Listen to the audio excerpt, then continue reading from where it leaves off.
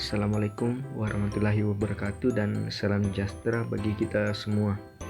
Perkenalkan, nama saya Anjir Lolobua dari kelas pendidikan Fisika B, jurusan Fisika, Fakultas MIPA Universitas Negeri Makassar. Jadi pada video ini saya akan menjelaskan mengenai hukum Newton tentang gerak. Adapun pokok-pokok bahasan yang akan dibahas pada video kali ini yaitu yang pertama, hukum-hukum Newton tentang gerak, dan yang kedua yaitu besaran-besaran fisika dalam hukum Newton.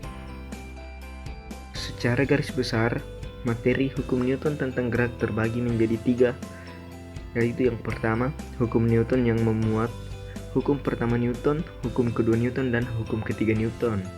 Kemudian materi yang kedua yaitu konsep gaya, di mana konsep gaya terdiri atas gaya berat, gaya normal, dan gaya gesekan. Adapun yang ketiga yaitu penerapan, melihat hukum Newton dalam objek kearifan lokal, yaitu Mapasilagatedong.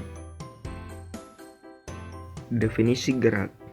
Gerak merupakan perubahan kedudukan suatu benda terhadap titik acuan. Titik acuan sendiri dapat berupa titik awal posisi benda, titik tempat pengamat, atau suatu posisi lain yang dijadikan sebagai acuan. Oleh karena gerak bergantung pada titik acuan, maka gerak bersifat relatif. Secara sederhana, gerak dapat diartikan sebagai perubahan posisi.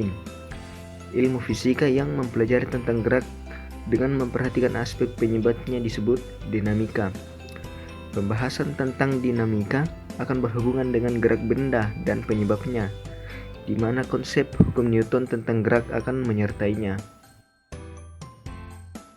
Hukum gerak Newton adalah hukum fisika yang menjadi dasar mekanika klasik.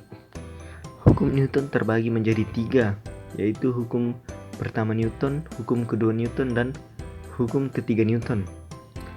Adapun hukum pertama Newton sering disebut dengan hukum kelembaman atau inersia, di mana pada kasus ini tidak ada resultan gaya yang bekerja pada benda, sehingga benda tersebut cenderung untuk mempertahankan keadaan awalnya. Adapun persamaan hukum Newton 1 dapat dituliskan sebagai sigma F sama dengan 0. Artinya bahwa jika tidak ada resultan gaya yang bekerja pada suatu benda, maka benda yang mula-mula diam akan terus diam, sedangkan benda yang mula-mula bergerak akan terus bergerak dengan kecepatan tetap sepanjang garis lurus. Hukum Newton 1 dapat diilustrasikan sebagai gambar sebagai berikut. Yang pertama yaitu ketika kita menarik sebuah taplak meja, yang dimana di atas taplak meja tersebut terdapat sebuah gelas atau vas bunga. Ketika taplak meja ditarik dengan cepat, maka gelas atau vas bunga yang ada di atas taplak tersebut akan tetap diam. Hal ini karena tidak ada gaya yang bekerja pada gelas atau taplak meja tersebut, di mana ketika benda yang diam akan terus diam jika tidak diberi gaya. Sebagai contoh lain adalah benda-benda yang ada di luar angkasa seperti batu-batuan akan bergerak dengan kecepatan konstan dan akan terus bergerak karena tidak ada gaya yang mempengaruhinya.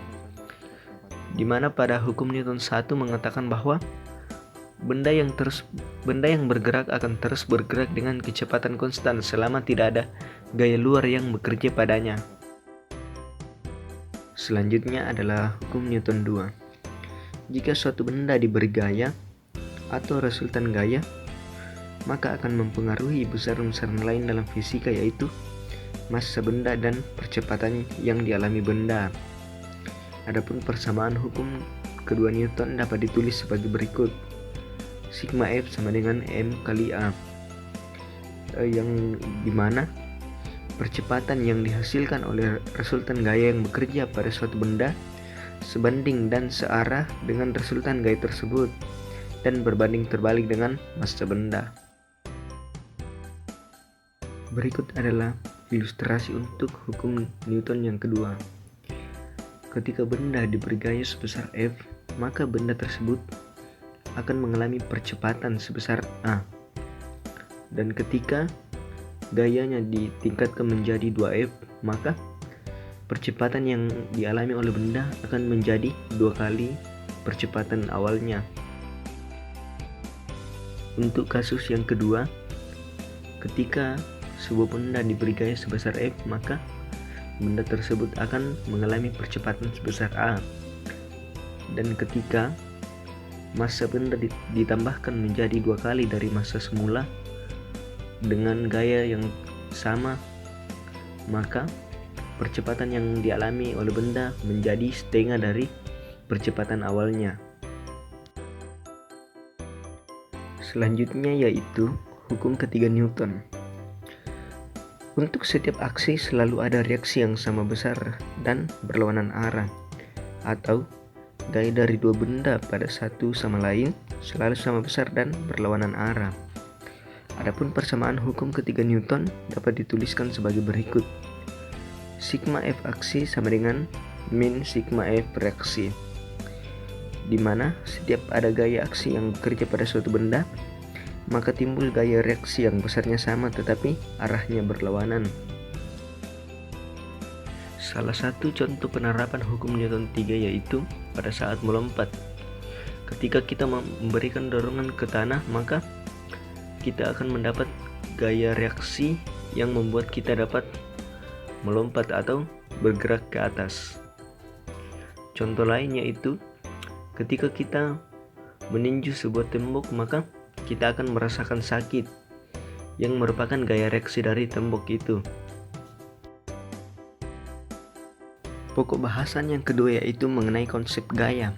Pada benda di bawah terdapat 4 gaya yang bekerja, di mana benda tersebut didorong ke arah kanan dengan gaya yang bekerja sebesar F. Gaya sebesar F sebanding dengan massa benda dikali percepatannya. Kemudian gaya yang kedua yaitu gaya gesekan.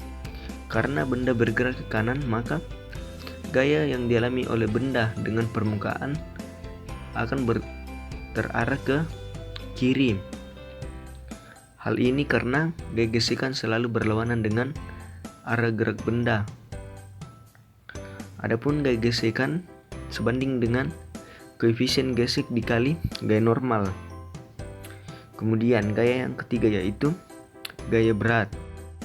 Gaya berat yang dialami oleh benda sebanding dengan massa benda tersebut dikali percepatan gravitasi.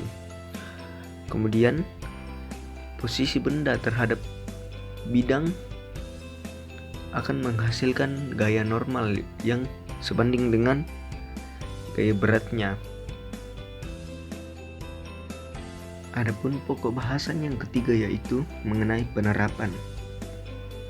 Ketika pelaksanaan tradisi adu kerbau, maka akan ada kerbau yang akan ditarik agar kerbau tersebut berlari dan menabrak lawannya. Dengan demikian, kerbau tersebut dapat memenangkan suatu pertandingan. Banyak yang beranggapan bahwa hal tersebut dapat membuat kerbaunya memenangkan pertandingan, yang pada kenyataannya kerbau yang menabrak belum tentu akan menang, dan sebaliknya kerbau yang ditabrak belum tentu akan kalah.